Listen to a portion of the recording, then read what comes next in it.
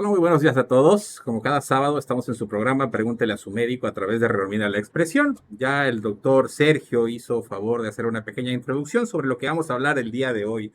Vamos a hablar acerca del síndrome de fragilidad. ¿Qué es esto? Bueno, esto es algo extremadamente frecuente, solo que no conocemos el término como tal.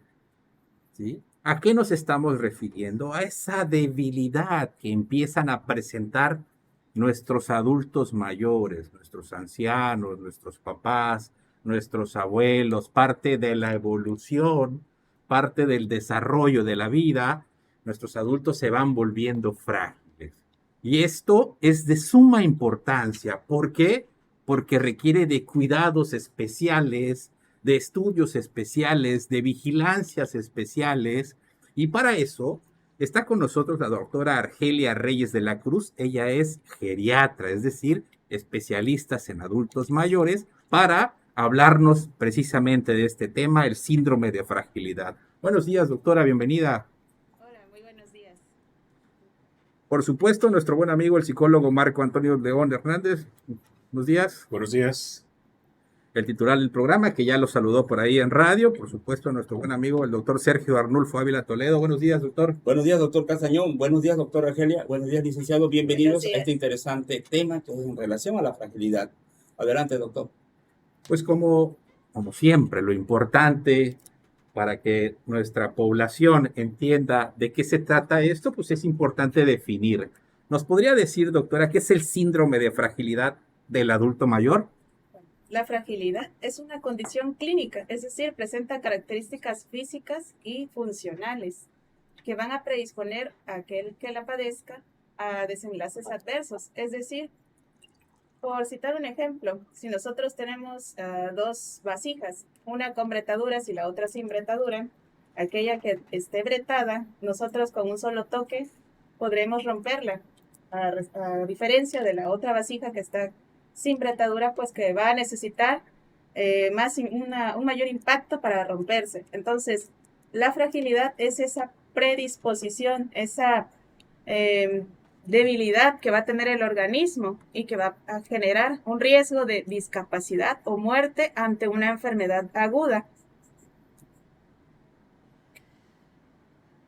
¿Qué tan frecuente es este síndrome, doctora? Es bastante frecuente, aunque va a depender del lugar donde estemos, de donde se estudie. Obviamente, si tenemos una población de adultos mayores más grande, pues la prevalencia va a ser más. Por ejemplo, en países europeos, donde la prevalencia de adultos mayores es de aproximadamente el 20%, entonces la fragilidad va a ser aproximadamente el 17%.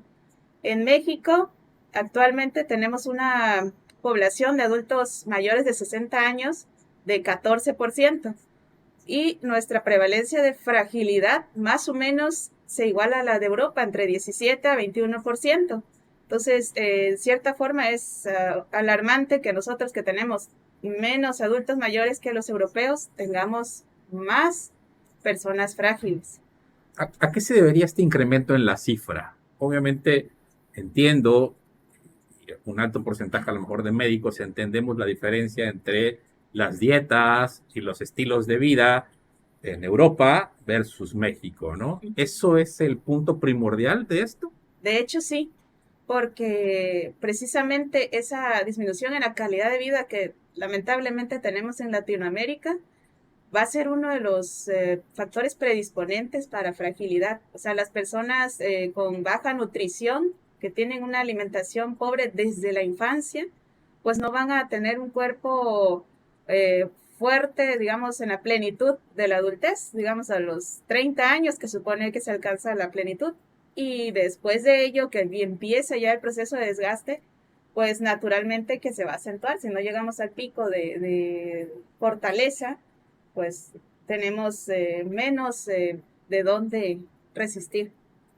¿Cuáles son los factores de riesgo para que esto se produzca, la fragilidad en el adulto? Bueno, principalmente la vejez. O sea, el proceso de envejecimiento trae consigo un estado inflamatorio, se dice. O sea, hay ciertos cambios hormonales, muchos cambios hormonales. disminuyen los estrógenos, la progesterona en el varón. Entonces todo eso hace que la masa muscular vaya disminuyendo, también la densidad de los huesos. Ajá. Entonces, sí, el estado nutricional es otro factor muy importante. La actividad física. Aquellas personas que no tienen actividad física van a perder músculo más rápido. Entonces, todo eso va reduciendo el rendimiento de un individuo. Obviamente, el estado socioeconómico, pues aquellas personas con un estado desfavorable, pues se espera que su nutrición, su calidad de vida, sus actividades no sean adecuadas y pues van a acelerar este proceso. Obviamente entiendo que estos son los factores de riesgo. Así es. Las causas, ¿sí? Un adulto mejor cuidado que otro tiene menos probabilidad de esto. Es decir, ¿cuáles son las causas? ¿Por qué se genera esta fragilidad? Pues es una pérdida de reserva funcional. Digamos, nuestro organismo funciona para las actividades diarias que todos desempeñamos, no usa el 100% de energía. Entonces, guarda un cierto porcentaje, por decir una cifra, un 40%, para cuando estamos sometidos a un estrés adicional, por ejemplo, un ejercicio extenuante, o una enfermedad, una hospitalización, que si sufrimos una fractura o nos operan, entonces ahí vamos a echar de mano de esa reserva. Pero cuando nosotros llegamos a la vejez, entonces nuestros órganos empiezan a sufrir desgaste y el sistema musculoesquelético es uno de los que más sufren desgaste. Empieza a perder el 1% de su masa a partir de los 30 años. Entonces, si este proceso se acentúa por los factores predisponentes, pues entonces vamos a usar más energía y ya no vamos a tener esa reserva, ese extra para cuando nos enfermemos, para cuando algo incidente nos ataque. Entonces, eso es básicamente el proceso de fragilización, donde vamos a ir perdiendo esa reserva funcional. 11 de la mañana, 11 de la mañana con 11 minutos. Permítanos hacer un breve corte comercial. Regresamos a su programa Pregúntale a su médico, que se transmite a través del 95.3 de FM Radio Vida La Expresión. Y a los que nos siguen por redes sociales, gracias, sigan compartiendo estos programas tan interesantes. Un corte y regresamos. Seguimos en vivo a través de redes sociales. Muchísimas gracias por el favor de su atención. Agradecemos mucho, como bien dice el doctor Sergio, que por favor compartan esta información para que llegue a muchísima más población. Como bien menciona la doctora, todos, el factor de riesgo principal es la edad. Todos nos vamos haciendo viejos, todos nos vamos haciendo grandes. Y en consecuencia, pues nuestros huesos, nuestro cerebro y, como lo acaba de mencionar, se va perdiendo esa capacidad de regeneración, por decirlo, de composición. Es decir, muy seguramente nos ha pasado a todos que nos caemos en la noche, nos lastimamos y al otro día nos levantamos y nos duele, pero la herida ya se está recuperando. Estas personas pierden esa capacidad de recuperación. ¿Por qué? La edad, al otro día se levantan y esa lesión puede seguir muy activa todavía, no como los adultos jóvenes que se recuperan muy rápidamente. Estamos de regreso en radio. Muchísimas gracias por el favor de su atención. Estamos hablando acerca del síndrome de fragilidad del adulto mayor. Ya había comentado la doctora que es esta pérdida de recuperación del cuerpo, es decir, el cuerpo se lesiona y no se recupera ya tan fácil. Por eso vemos que nuestros adultos mayores se caen, se fracturan y esa fractura ya no pega, por ejemplo, ¿no? Esa fractura ya le cuesta. ¿Cuántas historias tenemos en la familia de la abuelita que se fracturó la cadera y pobrecita, ¿no? Se nos fue nada más la cadera y ya no soportó y se nos fue por la fractura de cadera. Esto es debido a esta pérdida de mineralización, de recuperación, que es mucho más complicada. Adelante, Marco. Sí, yo creo que también sería importante conocer la opinión de la doctora en cuanto a la parte de los factores emocionales. ¿Cómo influyen en esta parte de este síndrome, doctor? Bueno, en el aspecto emocional, Un adulto mayor que se aísla es un adulto que va a dejar de hacer actividades y que va a entrar en ese círculo vicioso de desgaste, o sea, de pérdida de masa muscular, pérdida de actividad, disminuye la ingesta, porque si no me muevo, pues naturalmente mi cuerpo no me pide comer. Entonces, muchas veces, a veces un motivo de consulta precisamente es mi papá, mi mamá, no tiene hambre, no quiere comer, ajá, o no tiene energía. Y justamente viene en relación a esta situación anímica también, ¿sí? Los adultos mayores aislados se deprimen. Yo siempre les digo a mis pacientes, tienen que socializar, tienen que pues buscar un grupo social, ya sea del INAPAN, ya sea de la iglesia, ahora sí, de alguna, aprenda a, no sé, a cantar, a tocar un instrumento, para que socialice y también para que, pues a nivel cognitivo, o sea, su cerebro se estimule. Ujú. Algo que hemos platicado con el psicólogo Marco en otras ocasiones es que la mayoría de nuestros adultos mayores generalmente lo que quieren es tiempo, ¿no? Es cierto. Generalmente quieren que les hablemos, que platiquemos con ellos. O sea, no solo es estar, ¿sí? No solo es cuidar, sino hablar. Es muy común que digan, es que ya no habla, se aísla, no platica, ya no quiere ver la tele. Pero cuando te tomas el tiempo de acercarte y platicar, responde, ¿sí? Sigue la plática. Algunos sueltan chistes, cantan, ¿no? O sea, la realidad es que sí tienen la intención. Nosotros somos los que no tenemos la intención. Claro, y yo creo que una parte importante también en cuanto, por ejemplo, cuando no hay este trabajo emocional, hay muchos adultos mayores que no comparten sus emociones, que no tienen la confianza, que tienen miedo, por ejemplo, en la parte del dolor, que no quieren molestar a los hijos, que no quieren que se enteren. Hay adultos mayores que lo hacen también con el afán de mover a la familia, que sea centro de atención. Hay adultos que se hacen cargo de estas emociones, pero creo que aquí en este punto de la edad de la vejez, yo creo que es muy importante qué tanto trabajo emocional hemos crecido, con qué tanto trabajo emocional tenemos para poder enfrentar toda esta fragilidad de esta etapa de la vejez. De hecho, es una situación compleja. Ahorita que mencionaba la familia, eh, la relación que tengan los adultos mayores con sus hijos va a ser un determinante importante. Si ellos no tienen una buena relación con sus hijos, pues van a predisponerse a estar deprimidos, a aislarse, a, como dice usted, no decirle cuando me siento mal y ya vienen a detectar hasta que ya están complicados. A mí me queda muy, muy claro, por ejemplo, hace poco tuve la oportunidad de estar en una celebración de una señora de 95 años. Entonces, la actitud de la señora, estar consciente, estar rodeada de todo su ámbito familiar, yo creo que esa es la parte que en este tiempo de la vejez alimenta demasiado, ¿no? O cómo enfrentar toda esta parte social, toda esta parte familiar, el que exista esa comunicación, el que exista el interés de compartir con ellos, el que se esté presente en lo que necesitan, ¿no? Porque escuchaba yo que esta persona pues quería música, quería determinadas actividades y los miembros, algunos miembros que estaban alrededor, pues lo entendieron perfectamente, ¿no? Entonces yo creo que eso nutre mucho esa parte de la edad. Sí, definitivamente, de sentirse incluidos en la familia y algo muy importante, sentirse útiles, porque luego a veces algunos familiares sobreprotegen al adulto mayor y le dicen, no, no, tú ya no cocines, ya estás grande, ya no tienes que hacerlo. Y eso es un error porque va disminuyendo la funcionalidad del adulto. Y precisamente yo creo que esa es la parte del trabajo emocional.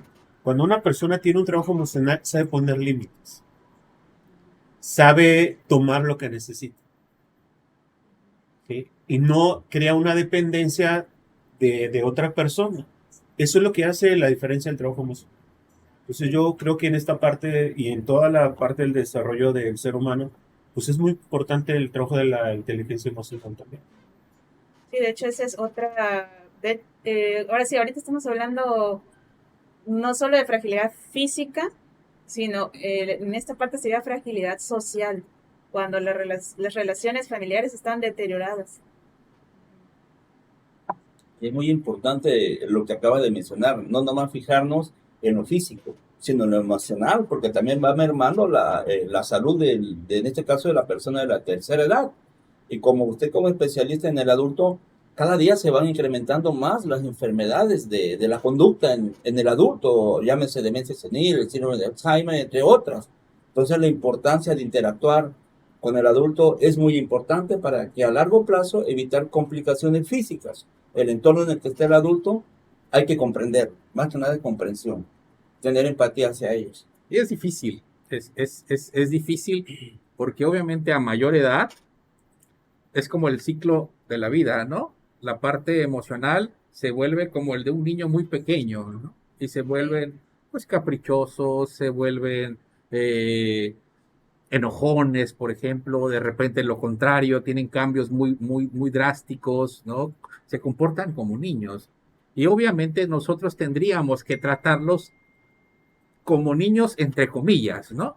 Es decir, yo no me voy a poner a pelear con una señora de 90 años que ayer me dijo que sí y hoy me dice que no, pues, ¿no? O sea, tengo que comprender los estados de ánimo tan cambiantes de estos pacientes. 11 de la mañana con 20 minutos, permítanos hacer un breve corte comercial y regresamos a su programa. Pregúntale a su médico, discúlpame, mi gran voy a mandar a consulta ahorita. Este siempre se molesta que lo envío a corte. 11 con 20, escuchas, pregúntale a su médico a través del 95.3 Radio Mina La Expresión. Un corte y regresamos. Y hay que ir apartando lugar.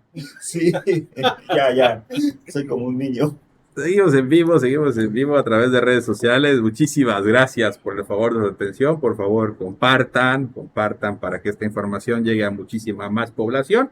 Nuestra población adulta mayor, pues cada vez se va incrementando más. Nuestra gráfica, a diferencia de Europa, lo mencionaba la doctora al principio, la de Europa hay más adultos mayores, muy poquitos niños.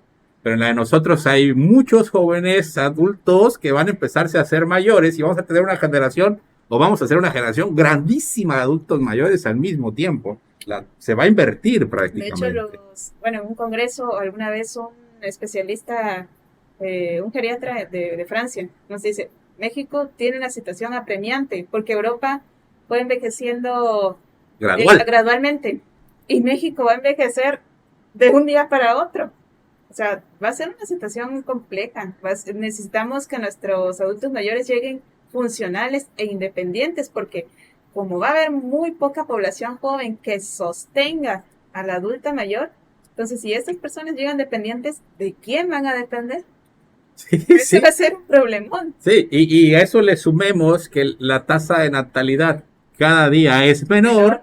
Obviamente termina siendo un problema, porque si invierte la tasa, vamos a tener una gran cantidad de adultos mayores y menores personas produciendo, menores personas de menor edad. Entonces, efectivamente, ¿quién nos va a cuidar? ¿O quién nos va a mantener? Porque también los sistemas de pensiones están viendo afectados por esa situación, ¿eh? Sí. Sí, pues, y pues obviamente hablando de esa parte de sistemas de pensión, pues imagínate, o sea, antes te podías jubilar con 55 años de edad, ¿no? Sí. O sea, cuando estás muy activo, ni siquiera entras al rubro de adulto mayor, ¿no? Entonces, por eso han habido cambios en esas políticas, porque tarde que temprano será insostenible, ¿no? Sí. Pues un tema que parece desconocido, pero que lo vivimos todos en todas nuestras familias, todo el tiempo. Todos tenemos conflictos de quién cuida a la abuela, quién no la cuida, quién es responsable, quién da dinero, el otro no hace nada. Esto es un pleito de todas las familias y de todo el tiempo. Es como la papa caliente. Sí, y esto... Qué terrible. Sí, es la verdad. Y desafortunadamente es algo que nadie planea su vejez. Nadie. Bueno, ni en las construcciones. O sea, todos construyen cuartos arriba, todo eso, no pensando que en algún momento uno se puede subir las escaleras. Sí, la mayoría de casas. Exactamente, un cuarto abajo no se contempla. No, nunca. No contemplamos casas para nuestra vejez. Así es. Totalmente. Pensamos que todo el tiempo vamos a ser jóvenes, ¿no? Y todas las casas, pocas casas tienen cuartos abajo, entradas adecuadas para sillas de ruedas. No lo tenemos, no estamos preparados para eso. Totalmente. Bueno, estamos de regreso en radio. Muchísimas gracias por el favor de su atención. Seguimos en vivo, por supuesto, en redes sociales. Adelante, doctor, con la siguiente Doctora pregunta. Argelia, ¿cuáles son los síntomas del síndrome de fragilidad en el adulto? ¿Cómo podemos observar que esta persona de la tercera edad ya tiene este síndrome de fragilidad capilar? Bueno, eso es una parte muy importante. ¿Cómo detectarlo? Incluso para los médicos, Sí. debe ser muy importante saberlo. Una de las principales quejas que va a presentar el adulto es fatiga fácil. O sea, el decir no tengo energía y todo me cuesta más trabajo hacerlo. O sea, me siento cansada de solo caminar, de hacer un poco de qué hacer, en el caso de las mujeres o de los varones, pues también que ya no empiezan a no querer salir tanto, o a lo mejor si eran de los que limpiaban el patio, pues ya de tan solo hacer esa pequeña actividad empieza a generarles mucho cansancio.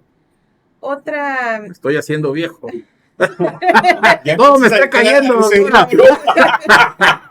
Todo me cansa, todo me cansa y no tengo energía. Conozco varios. Sí. Bueno, esa es una de las principales quejas. Otra de los aspectos que vamos a observar en el adulto es que van a caminar lento. O sea que caminar lento no es de la vejez, ¿eh? O sea, realmente debe ser un foco rojo. Si una persona podía desplazarse bien y de repente notamos que empieza a disminuir la velocidad de la caminata, algo está pasando. Entonces tenemos que buscar la causa. Entonces, fatiga, pérdida de peso, ese es otro de los signos cardinales, la pérdida de peso. Si una persona en un año pierde más de 5 kilos, tenemos que buscar la razón, porque la pérdida de peso generalmente en el adulto mayor es a expensas de músculo. Lo que más se pierde en el adulto mayor es músculo. Y entonces también vamos a ver que tiene menos fuerza. Si nosotros le pedimos a una persona que nos apriete, pues su fuerza de presión va a ser mucho menor. O la otra, les cuesta mucho pararse de una silla. Y dan 2 o más intentos para pararse de una silla. Esos son algunos de los principales manifestaciones o signos que vamos a ver en el adulto mayor frágil. Ya visualizamos la mayoría de sintomatología. Pues ya veo que mi papá ahora empezó a caminar lento, ya se cuesta en la silla, intenta pararse y se cae sobre la silla varias veces. Está perdiendo peso. ¿Qué hago con él? ¿A dónde lo llevo? ¿A dónde lo derivo? ¿Qué es lo que sigue? Si ya detecté esos puntos, esos focos rojos en mi casa, ¿a dónde lo llevo? Bueno, debe ser una valoración multidisciplinaria.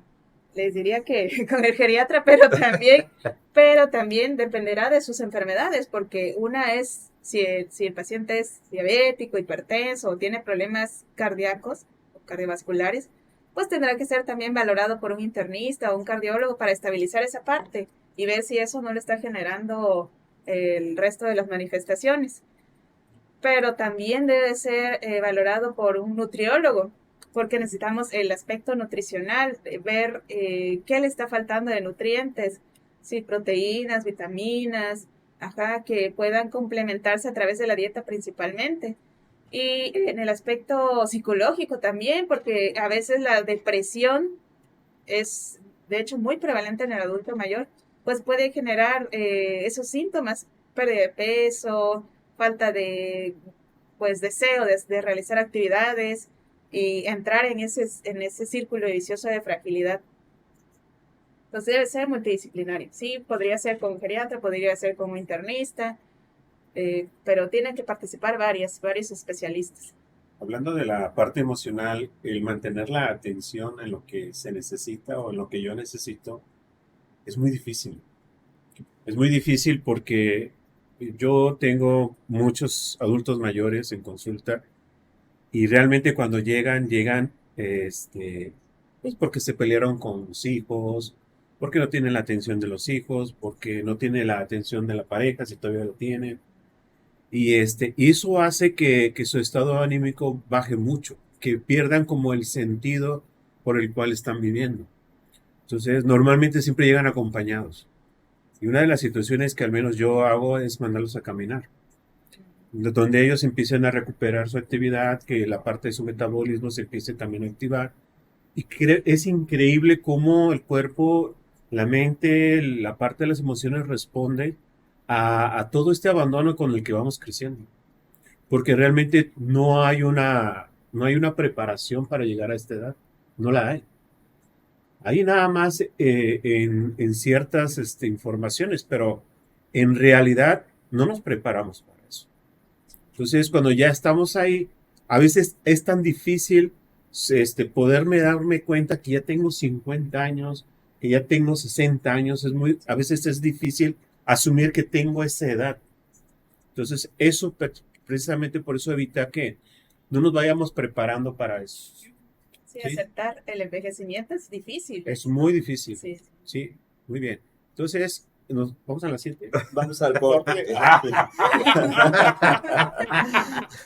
Parece de Comisión Federal. Eso es muy importante. Que para que el público entienda, tenemos cortes en la radio y cada media hora se realiza algo que se llama la identificación legal de esta empresa radiofónica, que es parte de lo que nos pide la Secretaría de Gobernación. Algún día nos va a explicar eso, doctor, porque Bueno. nunca lo he entendido. Bueno, todavía no estamos en etapas electorales, que es peor. Bueno, 11 de la mañana con 30 minutos, permítanos ir a la identificación legal de esta empresa, que vas a escuchar lo que es una identificación legal, y regresamos a este su programa, pregúntele a su médico, y los que están en redes sociales, pues ya sabe, continuamos con el doctor Castañón. Adelante, un corte y regresamos. Seguimos en vivo a través de redes sociales. Muchísimas gracias por el favor de su atención. Efectivamente es complicado identificar que estamos envejeciendo. Sí, es muy Eso es sumamente complicado. Y cuesta mucho Pero reconocerlo. algo que es más complicado aún es que el entorno familiar del adulto mayor comprenda que ese adulto mayor puede seguir siendo independiente, claro. puede seguir teniendo actividades, puede seguir haciendo vida social. Totalmente. Es increíble cómo entre mayor veamos, queremos que esa persona esté quieta, sentada, porque se va a caer. No queremos que se eche su cerveza porque le va a ir mal. No queremos que coma el mole ya porque le va a dar diarrea. ¿Cómo empezamos a limitarlos? ¿Sí? Ajá. Entonces, le cuesta muchísimo trabajo al entorno familiar, que es una persona que está envejeciendo, sí, pero no necesita que exageremos en sus cuidados. Sí, definitivamente. Yo creo que apoya el que no apoya. Esa es una parte, ¿no? Digo que normalmente llegan acompañados, ¿sí? Y los ves entrar que traen una carga muy fuerte, ¿no? Y en su segunda cita yo le digo, necesito que si usted lo puede hacer, venga solo. Y luego la hija o el familiar dice, ¿cómo? ¿Cómo van a ir solo? Pues sí, el señor puede caminar, o sea, sería sano que viniera solo. Y si no decide hacerlo en la siguiente, pues en una tercera que tome esa posibilidad. Entonces ya cuando el adulto llega solo, se da cuenta que realmente lo que necesita es empezar a moverse, ¿no? Empoderarse, ¿no? Claro, ¿no? entonces Como adulto independiente. hay un adulto ahorita que la verdad que yo he aprendido mucho con él. Es un señor muy honesto que tiene situaciones familiares ahí fuertes. Los hijos siempre están en conflicto con él. La esposa todo el tiempo anda de viaje. Y entonces él entró en una depresión porque se sentía solo. Entonces lo que hacía el señor es que de repente pues iba de viaje a alcanzar a la esposa donde anduviera y todo. Pero llegó un momento que dijo, yo no quiero eso. Yo tengo mi casa. Pero tengo miedo de estar en mi casa. Entonces el señor empezó a trabajar sus miedos, empezó a ir a los partidos de softball, empezó a visitar a los amigos, recuperó su vida. Entonces ahí es cuando él dice, ¿en qué momento me perdí? Eso Viene la reflexión. ¿En qué momento me perdí y me hice dependiente de mis hijos, de mi pareja? ¿En qué momento me perdí? Entonces mucha gente empieza a decir, ¿por qué esto no me lo enseñaron antes? Pues no hay esa cultura. No tenemos la cultura de prepararnos en todos los aspectos hasta que ya la situación está. ¿Hay algún estudio que podamos hacer a nuestros adultos mayores para un estudio de rutina y decir, caray, ojo, va que vuela para fragilidad? ¿Existe algún estudio en especial, doctor? Bueno, de rutina no, pero por supuesto que necesita un chequeo general, o sea, una biometría para ver que no haya anemia, para ver que pues no haya alteraciones en ese aspecto, pruebas de función del hígado para ver que pues esté funcionando bien, y también los niveles de proteína. Albúmina es un marcador que nos va, si las proteínas, el músculo está hecho de proteínas, entonces cuando baja la albúmina, pues ahí nos damos cuenta de que ya hay una pérdida importante de proteica. De ahí hay estudios más avanzados como DEXA, que es una prueba para ver la cantidad muscular del cuerpo. Esos ya son más avanzados. Y de ahí las pruebas clínicas de rendimiento, para ver fuerza de presión, que se usa un aparato que se llama dinamómetro para medirla, y otras pruebas de rendimiento físico. Entonces también se puede usar la densitometría, o sea, en realidad se necesita una batería de estudios, no solo uno. Ok, pero entonces de rutina pues prácticamente nada, es la sospecha clínica. Exacto. Una vez que lo sospechamos, bueno, entonces ya entra un grupo multidisciplinario donde tenemos que verificar densitometría pues para osteoporosis, pérdida de proteínas por pérdida de masa muscular, entonces ya lo agrupamos multidisciplinariamente. También niveles de vitamina D, Ok. que es muy importante para la mineralización. Eso también es un marcador. ¿Cómo se hace el diagnóstico para saber si hay síndrome de fragilidad? El diagnóstico puede ser clínico, como les decía, no hay una prueba estándar, pero por las pruebas de rendimiento físico nosotros podemos intuir que una persona tiene fragilidad. Hay una doctora que fue la que empezó los estudios de fragilidad, que se llama Linda Fried. Ella tenía 5 parámetros. Uno es el peso. Si la persona ha perdido más de 5 kilos o 5% del peso en el último año, ese es un factor.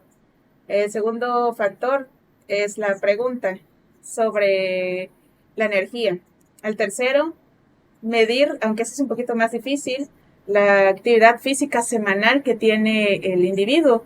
Se mide en kilocalorías, entonces 273 para mujeres y 380 para los varones, kilocalorías semanales. Entonces, si la actividad física es menor que esto, ese es otro punto, o sea, se van sumando. El cuarto punto es la fuerza de presión con el dinamómetro. Y el quinto punto es la velocidad de la marcha. Ponemos a nuestro adulto mayor a caminar 4 metros y vemos cuántos segundos tarda en hacerlo. En promedio, se supone que una persona debe caminar más rápido que 0.8 metros por segundo. Si la velocidad, o sea, aumenta, es más que esto, entonces estamos hablando de que, o sea, una persona que camina lento, pues decíamos, es uno de los parámetros para medir fragilidad. Y hay pruebas más rápidas que podemos hacer cuando, por ejemplo, en la consulta institucional, podemos pedirle al paciente que se pare 5 veces. Si lo logra hacer sin problemas, si no ha perdido peso y si no se siente cansado, pues se excluye el diagnóstico. Si reúne 2 criterios, tiene fragilidad. Y hay otra condición que cuando no reúne todos los criterios se llama prefragilidad. Sería lo ideal poder detectar a las personas cuando no tienen todas las características clínicas. Bueno, para reafirmar, ¿cómo se trata este síndrome? Tiene que ser un manejo nutricional, de actividad física, un régimen de actividad física. A veces tienen que intervenir rehabilitadores porque, por ejemplo, pacientes que es muy común que tienen osteoartritis, las rodillas desgastadas, la columna con desgaste también. Entonces requieren no solo la intervención nutricional, sino que también un programa de rehabilitación de ejercicios físicos, enseñarles a cómo caminar, a cómo evitar que, por ejemplo, la columna sufra más daños o que no duela, porque el dolor es uno de los limitantes también. Manejo farmacológico, por ejemplo, si es dolor la causa limitante, pues manejo analgésico adecuado o las intervenciones que sean necesarias. A veces también tenemos que echar mano de los traumatólogos porque ellos también nos ayudan mucho con el manejo de las patologías articulares y el manejo psicológico también, porque la depresión también nos limita mucho, que si el adulto mayor no tiene voluntad, no tiene deseo de hacer las cosas, por más que le demos el plan nutricional y querramos llevarlo a actividad física, no quieren porque pues la depresión no los deja. ¿Qué tan importante es aquí esta parte de la la depresión en el adulto mayor para pues empeorar su cuadro general. Sí, realmente es una parálisis. Es una parálisis y precisamente esto contribuye a que la rigidez, a que todas las enfermedades se empiecen a acentuar. Porque muchos de los pacientes no quieren hablar, no quieren salir del cuarto, ¿sí? Y es una parálisis total. Normalmente es el miedo a enfrentar. El miedo a enfrentar las situaciones. Desafortunadamente, los hijos van creciendo a veces y ocupan ciertas situaciones pendientes como para estar culpando y muchas veces no tenemos los padres los recursos psicológicos como para enfrentar esa situación y se crean muchos conflictos. Entonces, por eso muchos adultos prefieren mejor enclaustrarse en sus cuartos para no salir a ver las situaciones pendientes que hay. Sí, la verdad que es una situación muy frecuente. 11 de la mañana, perdón. Adelante, adelante. Ahora sí. Denos la luz si quiere. ¡Qué barbaridad! 11 de la mañana. 11 de la mañana con 40 minutos. Ya 20 estamos minutos. esperando, doctor. 20 minutos nos separan para las 12. Regresamos a Pregúntale a su médico. ¡Casi lloro ya! Ya, el doctor es especialista en eso. Vamos a un corte radio, seguimos en vivo a través de redes sociales. Muchísimas gracias por el favor de su atención. Te digo, un tema difícil, Sí. no complicado. Como bien mencionas, desafortunadamente cuando nuestros padres son mayores, a lo mejor nosotros alcanzamos la estabilidad emocional, ¿no? Y es entonces cuando yo detecto que a lo mejor la crianza de mis padres no fue la más adecuada y decido enfrentarme, decido sanarme cuando pues esta persona ya es sumamente frágil, ¿no? Claro. Y entonces aquí vengo con mis Con sanaciones mentales a hablar y aclarar los problemas con el adulto mayor. Y esto es súper frecuente, muy frecuente. Se vuelve muy cruel. Son situaciones muy crueles donde muchas veces nos confundimos, ¿no? Y conforme también los mismos problemas que hay entre los hijos, la familia de los hijos que crecen y todo, cuando no tenemos un referente, pues ¿qué es lo que pasa? O sea, todo se desvirtúa, ¿no? Anteriormente, los padres, los abuelos, tenían más presencia y tenían más espacios en las familias. Incluso una situación a resolver se le tenía que ir a consultar. Eso se ha ido perdiendo. Totalmente. Pasan las generaciones. Totalmente. Antes era venerado. Ahorita ya es aislado. Todo lo contrario. Sí, ahorita. Era el sabio. Exacto. Ahorita, antes se respetaba porque el mismo abuelo, el mismo padre empezaba a crear su propio espacio y presencia con estos límites, ¿no? Donde de repente los hijos querían como venir a decirle algo y luego los paraba y decían, no, estás en mi casa y yo digo esto y yo... Sí, creaban su presencia, su espacio. Eso se fue perdiendo. Sí, se ha ido Entonces, perdiendo. hoy en día los padres, los abuelos, terminan en casa de los hijos o de los nietos. Exacto. O sea, se ha perdido esa presencia y esos espacios. Cuando vienes, ¿no? Sí, Fíjate que sí. Sí, exacto. te voy a platicar el caso de mi abuela paterna. Mi abuela paterna, yo sufro una enfermedad delicada a mis 15 años de edad. Ella llega de visita inicialmente cuando estoy empezando con la enfermedad y decide pues quedarse. Se queda a vivir aquí en casa de mis papás. Yo estoy en tratamiento de los 15 a los 18. Pues obviamente cada vez que llego yo de un tratamiento médico a casa, pues mi abuelita pues estaba ahí presente, que si el desayuno, que si la comida, que si me atendía, que si me chiqueaba, ¿sí? Al igual que el resto de la familia, pero en especial ella pues siempre estaba ahí presente. Pues resulta que pues la enfermedad se acaba, empiezo la universidad, empiezo ya a estar ausente, todo el mundo estudiando, todo el mundo trabajando, y mi abuelita, que era una persona muy activa cuando ella es de Chiapas, estaba en Tuxtla, ella iba al INSEN, allá tienen alberca, entonces natación, baile, era una persona extremadamente activa. Viene aquí, se acaban mis cuidados y vemos cómo en cuestión de meses empieza a envejecer. Sí, sí. A envejecer de manera increíble. Cómo Sí. empieza a envejecer, y de ser la abuelita buena onda, ahora es la abuelita cascarrabia que se enoja y se molesta.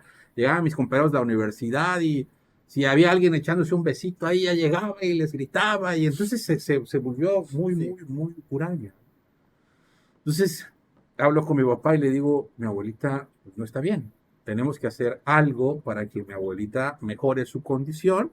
Digo, era una persona muy activa. Vamos a investigar si hay algo aquí en el INSEAD para que empiece a hacer sus actividades. No, pues sí. Y vamos. Y efectivamente encontramos un club. Hablamos con ella que si quería ir, y que sí. La acompañamos algunas veces y de repente pues ya era sola. De repente ya no la veíamos en la casa, ¿no? Claro. En una de esas llega en moto, arriba de una moto, ¿no? O sea, la abuelita cascarrabia ahora en moto, ¿no? ¿Cómo? O sea, un cambio radical. Total. Y hay una fotografía de su cumpleaños previo y su cumpleaños posa las actividades. Si yo les preguntara a ustedes, ¿qué foto mi abuelita es mayor? Ustedes señalarían donde era más joven. Cambia totalmente el rostro, cambia totalmente la actividad. Bueno, de repente, pues, mi abuela era viuda, empieza el romance, y mi abuela se casa Y con un a rebel. los 70 y tantos años por la iglesia, ¿no? Qué Con una padre. persona que encuentra ahí en el club, que era su pareja de danzón, salían en el carnaval, iban aquí, iban allá, por todos lados, ¿sí? Entonces cambia su vida radical, completamente, ¿no? Entonces una persona, para esto, la parte complicada del adulto, ¿no? Obviamente, pues los adultos, sus hijos, pues muy contentos de que esté muy activa, ¿no? Pero cuando se enteran pues, que hay una relación ahí, Ya pues no. ya todos brincan, ¿no? Sí. ¿Y cómo? Pero ¿Cómo creen? rompe un estereotipo. Claro, Sí, ¿no? ya está viejito, Entonces, sí, exacto, ¿qué piensa? Entonces ahí intervengo yo y les digo, a ver, espérate. O sea, ¿quién les dijo que una persona mayor tiene que estar ahí, pues, cuidando, Tejiendo. chocheando, sentada? Déjenla, véanla, pues, véanla en la anterior y vean la Sí. actual, ¿no? Y no escuchaban nada. Pues para al final, pues hizo lo que debió hacer y vivió 15 años con su esposo hasta que fallece él por cáncer. Digo, una persona muy linda, su esposo la trató como reina y mi abuela súper feliz, ¿no? Entonces, digo, no estoy diciendo que lleven a sus abuelas para que se casen en el infierno, ¿no? No estoy diciendo eso. Estoy diciendo que Sí, claro. Que tiene es que la socializar. actividad, el socializar, el moverse, el tratarlos como personas Claro. todavía, porque son personas muy útiles y que aportan muchísimo, Totalmente. tienen que estar. Totalmente. Yo creo que nuestra naturaleza es social. Y creo que eso nunca debe de cambiar. No nos queda a veces muy claro. A veces por miedo al rechazo, al juicio, no nos damos el permiso de muchas cosas. Pero realmente cuando nos damos el permiso de hacer lo que necesitamos, aunque a mucha gente no esté de acuerdo, pues yo creo que es cuando viene este aliento de vida, ¿no? Donde nos damos cuenta que el sentir las sensaciones, pues es el que nos mantiene vivos y le da una orientación a nuestras vidas cada día. No, me encanta esa historia de tu abuela. Yo, pues precisamente tuve la oportunidad ahora de estar en el festejo de la señora y mis respetos, ¿eh? O sea, 95 años. Y pues ahorita con la historia que dices, reafirmo que precisamente es parte de lo que nos damos el permiso de sentir y de compartir. Y ahí está la parte de la vida, ¿no? Ahora, estamos hablando de temas donde no hay enfermedades terminales, pero el tema con las personas mayores que tienen enfermedades terminales, pues obviamente es otro tema también. Y hay maneras también de enfrentar estas situaciones. Hay gente que pues se rinde y hay gente que las enfrenta con mucha dignidad. Entonces es un tema muy interesante que a todos en algún momento pues vamos a estar ahí, ¿no? Sí, eso es inevitable, todos pasaremos por esa parte. acaba de comentar un punto sumamente importante. La persona con fragilidad y aparte enfermedad terminal, ¿qué procede en esta parte? Bueno, la persona con fragilidad es alguien que en 5 años pues tiene un muy mal pronóstico. O sea, lo que más está ligado es dependencia. O sea, llegar a depender de alguien que es totalmente pues malo para quien lo padece. Entonces, sí, su pronóstico 5 años es a discapacidad, a enfermedad o incluso a muerte. Uh-huh. En cuanto a la enfermedad terminal, bueno, la verdad es que ese es ya es otra situación aparte porque hay varias enfermedades que pueden llegar a ser terminales, por ejemplo, la insuficiencia renal, la insuficiencia cardíaca, pero esas ya son condiciones médicas, o sea, que generan esa expectativa de vida reducida. Ajá. Entonces, ahí se necesitaría ahondar y ver mucho en cuanto a lo que la persona desea, a respetar la voluntad, porque realmente pues es muy triste que a veces los familiares incluso ni siquiera quieren comentarles a los pacientes que tienen una enfermedad terminal. Sí, es difícil, es difícil. Se llama conspiración del silencio cuando no se les quiere decir su diagnóstico.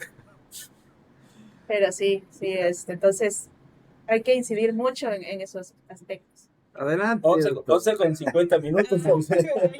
Ya hay que ser sutil con Rivera, pues 11 con 50, 10 para las 12, ya es el último que te voy a hacer. Las 10 minutos nos separan antes del mediodía. Vamos a corte. Y la siguiente pregunta es muy interesante. En medicina vale más prevenir que curar, y de eso vamos a tratar. Un corte y regresamos, 10 para las 12. Vamos a corte en radio, seguimos en vivo a través de redes sociales. Doctora, acaba de mencionar un término, ¿sí? Conspiración. Me encantó ese. Sí. Sí, No, así se llama. conspiración silenciosa. Del silencio. Sí. Conspiración del silencio. ¿Qué tan adecuado es esto? Pues es totalmente inadecuado. Es que a veces, por decir, sobre todo en cáncer. Justo ayer. Y fíjese, nada más déjame completar, porque esto sucede muy frecuente en pediatría. Mucho. Es súper frecuente. Yo desconocía el término, lo desconocía en su totalidad, pero eso es súper frecuente en pediatría. O sea, he tenido pacientes donde te dicen que no quieren decirle, que si le dicen o no le dicen. Entonces, ¿cómo vamos a enfrentar a un enemigo si no lo conocemos, no? Entonces, en esta parte, o sea, ¿qué pasa con el adulto mayor y esta conspiración del silencio? O sea, es una situación terrible porque el paciente sabe que tiene algo, o sea, siente que su salud está deteriorada, ve que los familiares se preocupan, pero no le dicen que tienen. Entonces, es bien difícil, es malo porque además no le permiten a quien padece esta enfermedad hacer lo último, o sea, si en ese tiempo que me queda quiero hacer algo, quiero viajar, quiero hacer las paces con algún familiar que no he visto en algunos años, pero pues si no me han dicho que tengo una enfermedad que seguramente va a terminar mi vida en menos de 6 meses, pues entonces, ¿cómo lo voy a hacer? Además es una angustia porque yo sé que tengo algo, pero no me quieren decir qué es. Entonces, la verdad es triste, pues malo. Y además, a la hora de decidir los tratamientos, pues si no me han dicho que tengo, ¿cómo voy a decidir si quiero o no quiero operarme o pasar por quimioterapia? Entonces, o radioterapia en muchos casos. Perdone, doctora. Entonces, en estos casos de la conspiración en silencio, que no es lo adecuado, ¿es recomendable decirle la verdad al paciente, por muy cruel que esto sea? Lo correcto es preguntarle a la persona si quieren saber su diagnóstico, hasta dónde quieren saber, ¿sí? Porque hay gente que sí realmente no quiere saber, Sí. que tiene mucha ansiedad, mucho miedo y no quiere saber. Ok, entonces hay que respetar. Se llama respeto a la autonomía. O sea, yo poder decidir sobre mi cuerpo. Pero si dice, no, a mí dígame lo que yo tengo y si voy a morir, dígame más o menos en qué tiempo voy a morir para yo prepararme y hacer lo que tenga que hacer, pues entonces hay que decírselo. Pero, por ejemplo, y bueno, para usted, doctora, y para ustedes también, Gracias. ¿Qué tanto se hace cómplice el médico de esto? De acuerdo a los familiares, muchas veces. Sí, pero hay una responsabilidad del médico, o sea, Sí. de es cómo difícil, enfrentar es esto al difícil. paciente. Es difícil. Porque, por ejemplo, Buena pregunta. sí, sí, sí, justo ayer me tocó un paciente con cáncer de próstata, que los hijos le dicen, es que tienes problema de la próstata, pero no le dicen que tiene cáncer, tiene todo el tratamiento del cáncer de próstata. Y entonces le dicen, no, pues te tienes que operar. Y dice, no, yo no me quiero operar, si yo no yo estoy orinando bien, ¿por qué me tengo que operar? Pero no le dicen que es porque en realidad lo que tiene es algo maligno. Entonces, ¿cómo va a poder decidir de una manera informada si no le están explicando bien el diagnóstico? Pero tampoco puede uno ir en contra de los hijos y decirle en ese momento al paciente lo que tiene. Ahí el deber nuestro como médicos es decirle al familiar, tratar de concientizar al familiar que debe de, o sea, pues de hablar con en este caso el padre, y, y en un dado caso, o sea, sí decirle, o sea, pero concientizar primero al familiar, no directamente, ahora sí, ir con el paciente y decirle qué tiene, sino hablar primero con el familiar. Es que hay falta en nosotros empatía. Sí. Hay veces no hay manera de explicarlo. Hay unos que son crueles. Sí. Se lo dicen así, de golpe y porrazo, o en término coloquial, se lo dicen de chingadas. El paciente, pues lógico, entra en un estado de shock emocional Así es. al decir un tema tan importante como es el cáncer. ¿Sí? No, usted tiene cáncer. Y lo vemos porque así me lo llegan a comentar. Hay veces Sí. familiares o el mismo paciente. Es que el fulano en tal me dijo, y me lo dijo así de golpe. No, hay que ser también empáticos con el paciente, ¿sí? Ponerse la camiseta de él para poder explicarle sutilmente lo que está cursando. Esa es mi manera de pensar y eso es lo que todos debemos, como médicos, debemos realizar. O sea, mi pregunta iba dirigida también a porque ahí obviamente la autoridad es el médico. Sí. Y mucho yo creo que va a depender del médico cómo lo pueda compartir con el paciente o con los familiares de cómo enfrentar esto. Por eso es que yo creo que también desde ahí se tiene que hacer un trabajo multidisciplinario, Sí. precisamente para eso. ¿Sí? Si el médico o los familiares no tienen los recursos de cómo enfrentar una situación así, también se tiene que preparar. ¿Sí? Pero ahí la autoridad es el médico, esa es la parte, ¿no? En los niños, fíjate, pasa el fenómeno de que quieren ocultar, por ejemplo, el cáncer, la insuficiencia renal, la insuficiencia cardíaca, pero los niños son una cosa totalmente aparte, ¿no? Los niños aceptan su enfermedad muy Claro, rápido, claro. aceptan su tratamiento muy rápido, entienden muy rápido, Sí. ¿no? El que no entiende es el papá. Sí, Es el adulto. Sí, sí. El que sufre más es el papá, la parte emocional. El niño ya lo aceptó y quiere el apoyo del papá, ¿no? Pero el papá es el que le cuesta más trabajo, ¿no? El niño asume muy rápido y se responsabiliza muy rápido, de verdad. Yo tengo niños que llegan y acusan a sus papás. Doctor, es que usted ya les dijo que no me den esto y me lo dan. Y yo no Sí. quiero que me lo den, ¿no? O sea, asumen su responsabilidad, son muy conscientes. Son muy honestos. Sí, los niños son muy honestos en ese sentido, ¿no? Por eso siempre es muy importante esta parte de ponerles la atención hacia ellos. Y realmente el miedo que invade a los padres, pues obviamente son situaciones donde no sabemos cómo enfrentar, ¿no? Y que a veces tomamos decisiones que en base a querer ayudar, pues no sucede así.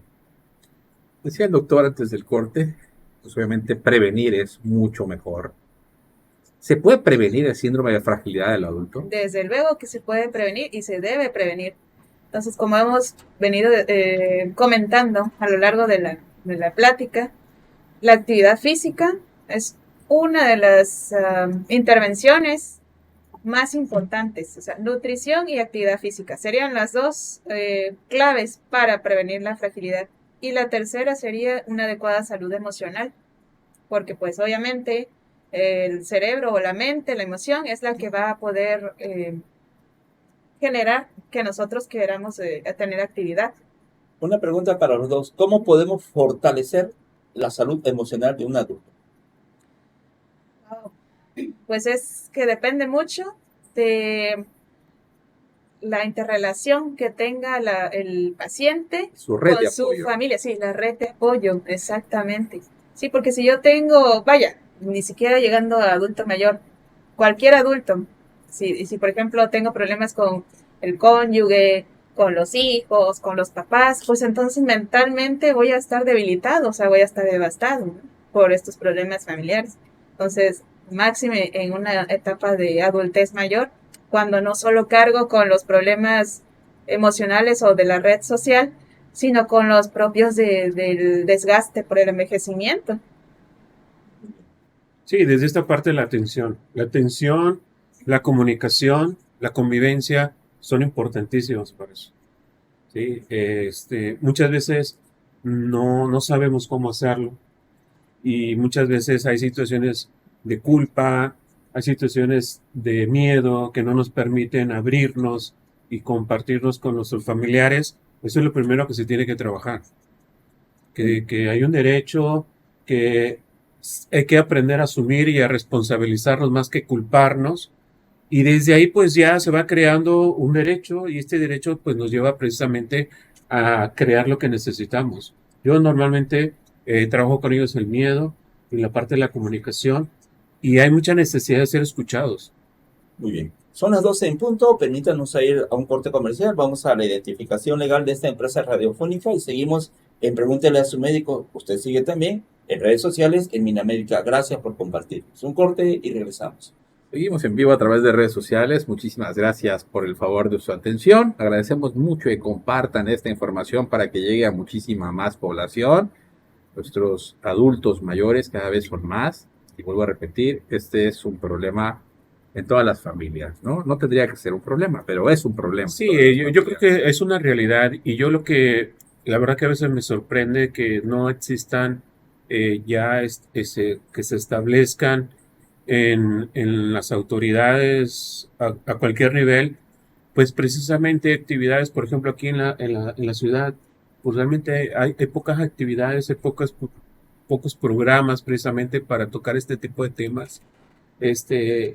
No hay instalaciones, por ejemplo, adecuadas para que Claro. las personas mayores tengan convivencia, que tengan un espacio digno, donde lo que puedan ocupar lo que necesitan. No lo hay. Entonces yo creo que tendríamos que trabajar desde ahí, ¿no?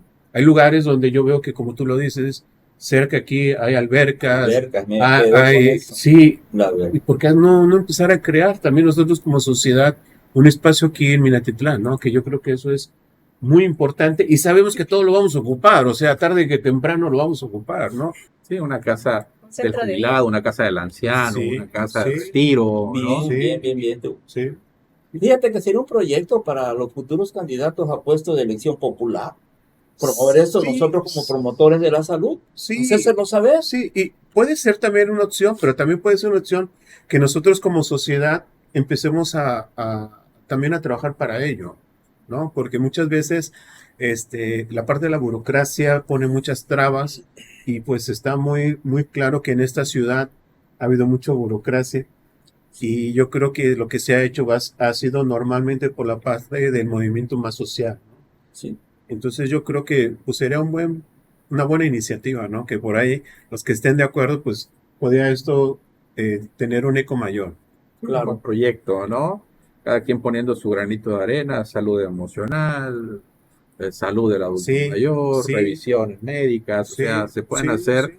muchísimas Así cosas es. donando un poco de tiempo, ¿no? Así O un es. poco de recurso en el caso Sí, de que no hubiese el tiempo. sí. Pues tenemos algunas preguntas de nuestro amable auditorio. Ana Perpal, nuevamente con nosotros. Saludos, ya la extrañábamos. Saludos. Ratos sin preguntar. Dice, buen día, excelente tema. ¿Cuáles son los principales síntomas de alerta de pérdida de memoria en adulto mayor? Ya que en ocasiones en el entorno familiar se confunde como que su comportamiento es de llamar la atención o de la familia. O a la inversa, los familiares le tratan como demencia senil sin diagnóstico y esto en algunas ocasiones puede desencadenar depresión. Bueno, ese es un tema muy importante, el deterioro cognitivo. Bueno, luego se tiende a decir, se le olvidan las cosas porque ya está viejito. Y eso es un error. A nadie se nos debería olvidar las cosas simplemente porque somos mayores. Uno de los datos de alarma es pérdida de la fecha.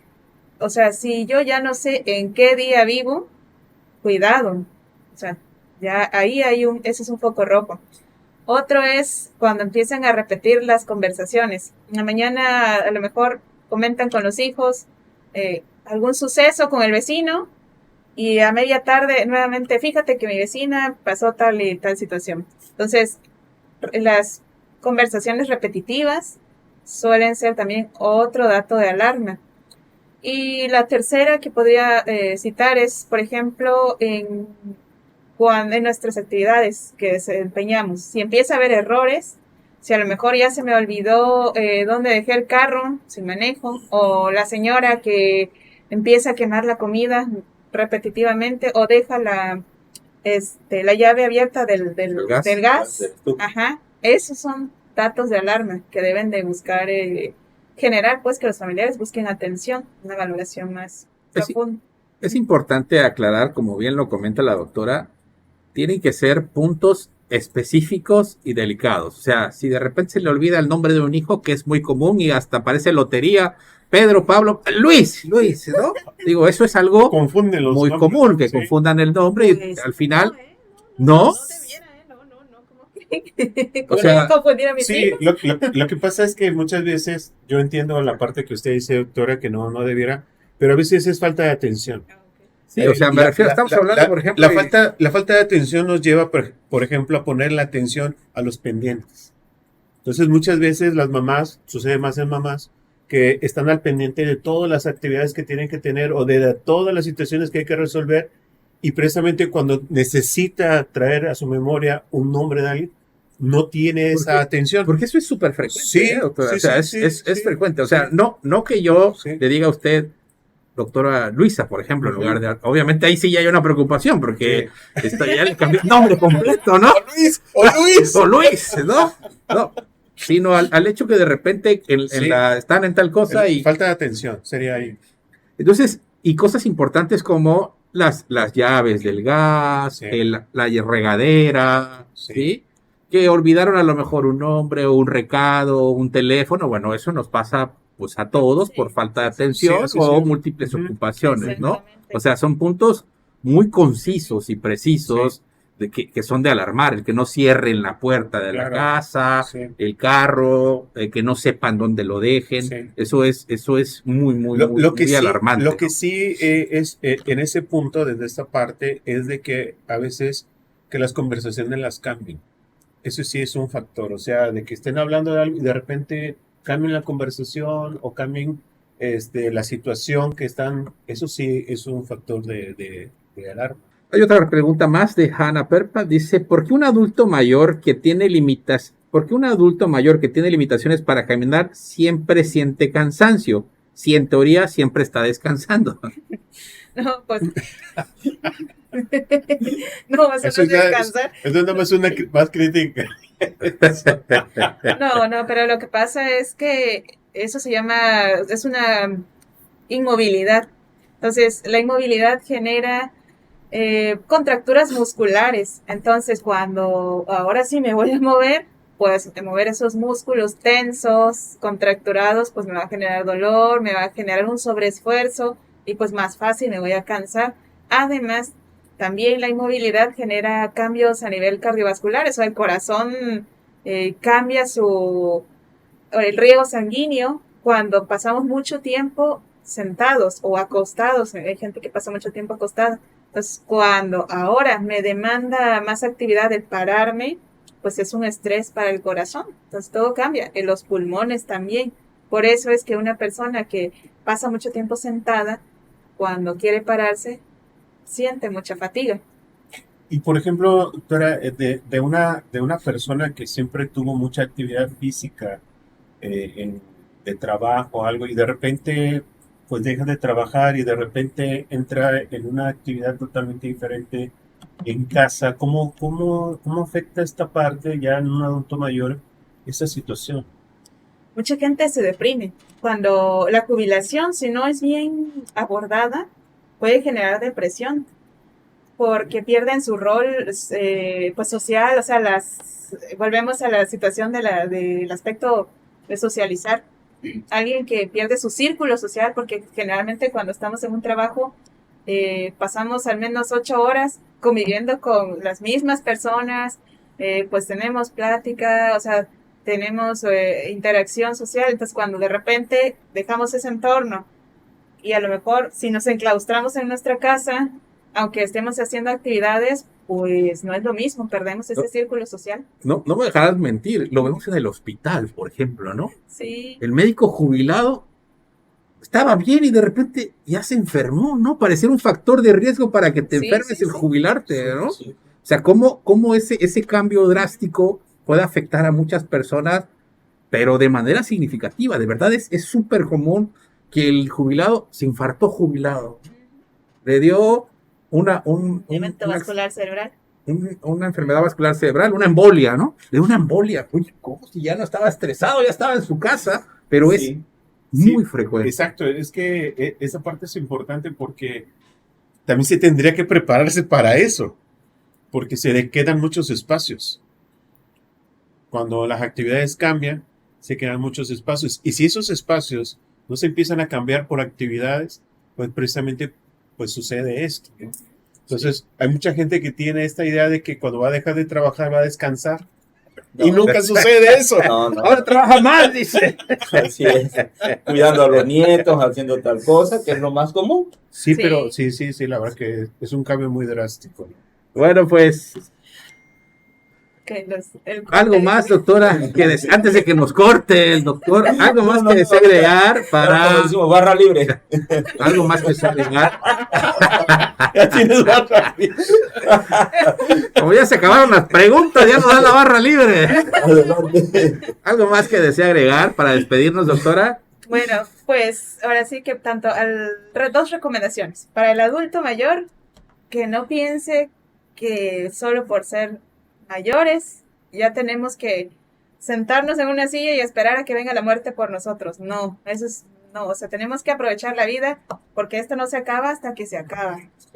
Y en el caso de los familiares, pues también, o sea, concientizarlos a que no dejen que sus adultos mayores se fragilicen, o sea, que pierdan esa independencia. Al contrario, hay que propiciar que ellos sean independientes, que socialicen, que tengan un grupo social, que puedan estar activos, porque a final de cuentas, si no lo hacen, pues el problema va a ser para el familiar. O sea, una persona que se fragiliza, que pierde independencia, pues va a ser una persona que cuando se hospitalice va a estar más días hospitalizado, va a estar, pues se va a complicar o puede morir o puede quedar discapacitado y pues ellos van a tener que ser los cuidadores si eso ocurre.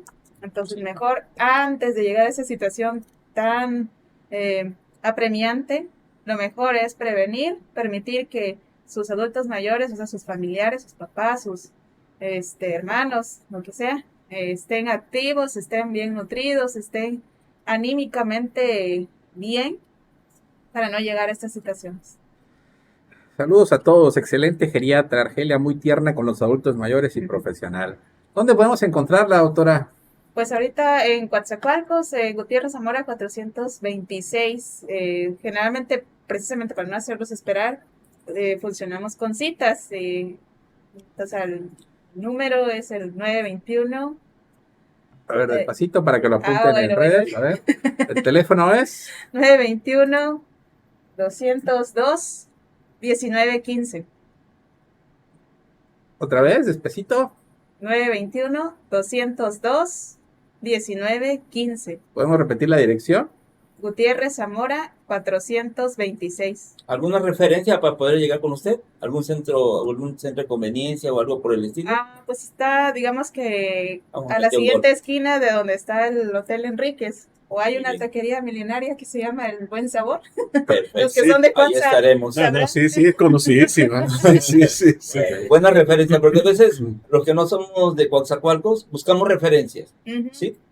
Muy bien. ¿Algo más? Marcos, ¿algo más que desees No, agregar pues, para despedirnos? La verdad, agradecerle a la doctora su participación y creo que también quedó ahí un tema ahí pendiente, ¿no? De cómo enfrentar también a veces la soledad en esa edad, que también es un tema muy interesante. Y cómo los familiares también a veces no sabemos cómo apoyar en ese sentido, ¿no? Pero realmente este es un tema que para mí es muy importante porque es necesario y todos vamos para allá, vuelvo a repetir, ¿no? Entonces sí Sí es importante que nos empecemos a preparar, pues estando activos, como dice la doctora, y siguiendo las recomendaciones y que cada vez empecemos a crear más conciencia de eso, ¿no? Muy agradecido. Pues no me resta más que darle las gracias, doctora Argelia Reyes de la Cruz, excelente geriatra, calidad humana ni se diga, por eso excelente, creo que no se equivocó al agarrar esta especialidad. Sí, claro. Gente como usted es lo que hace falta y sobre todo ahorita que vamos a ser una población vieja, ojalá que las nuevas generaciones... Vamos, ahora sí, ya somos.